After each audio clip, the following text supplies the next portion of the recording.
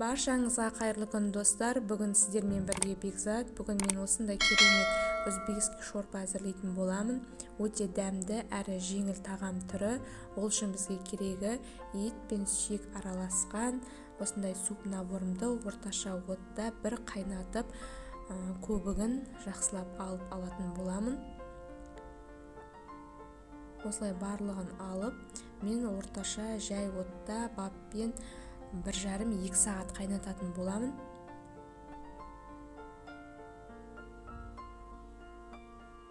Мінекей, енді мен осы шорпаның қоспасын әзірлейтін боламын.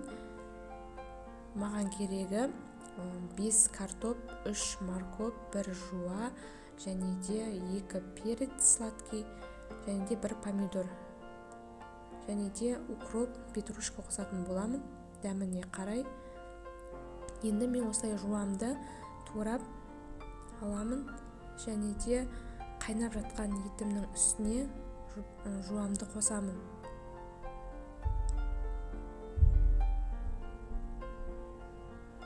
Мінекей, араластырып, тағы да ары қарай қайнататын боламын.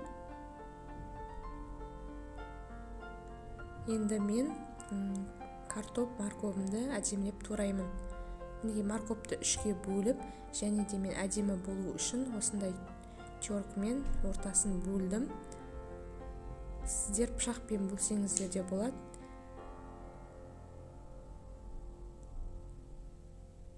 Мінекей, осылай әдемі шығу үшін мен осындай терканы пайдаландым. Енді картопымды да дәл осылай қылып турап аламын.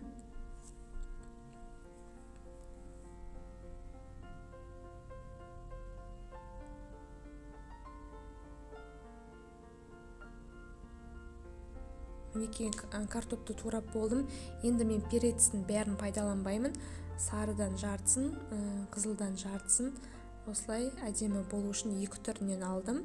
Сіздер бір түрін қоссаңыздар да болады, олар өз еркіңіз.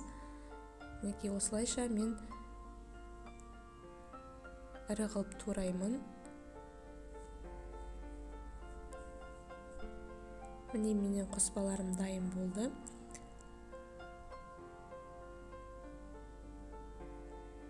Енді қайнап жатқан етімнің үстіне сорпама бірінші морковьті салам. Өткені морковь қаттылау болғандықтан ол жай піседі, сондықтан морковьімді бір қайнатып аламын.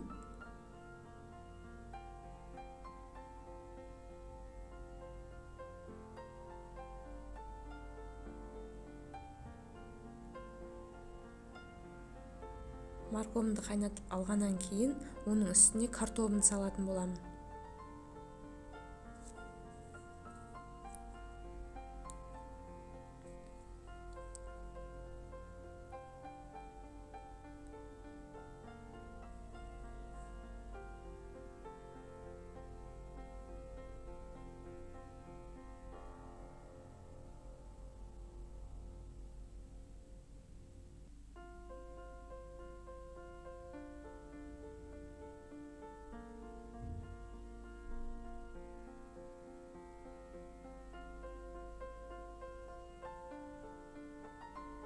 Мінекей, енді картопым да морковым да барлығы пісті.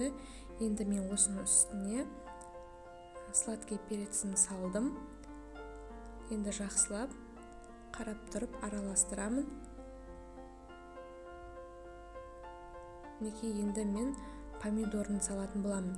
Мен помидордың сыртын қабығын, яғни алып тастадым.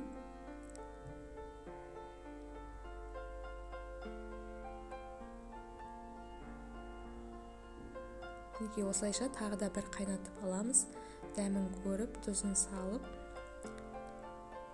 Мінекей, қайнады. Енді мен шорпаға арналған осындай дәмдеуіш қосатын боламын, шамалап. Мінекей, біздің шорпамыз дайын болып қалды. Иісін жеткізу мүмкін емес, өте керемет. Сіздер де осылайша әзірлеп қараңыздар, өте дәмді. Сіздердің отбасыларыңызға, балаларыңызға ұнайды деген ойдамын. Өте керемет тағам, жеңіл тағам, сондықтан да жасап қараңыздар.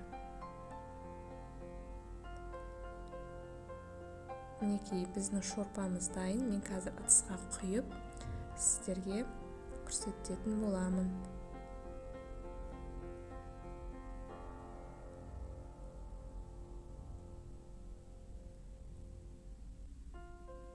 Мен өзім бұл тағамды үйде жиі дайындаймын.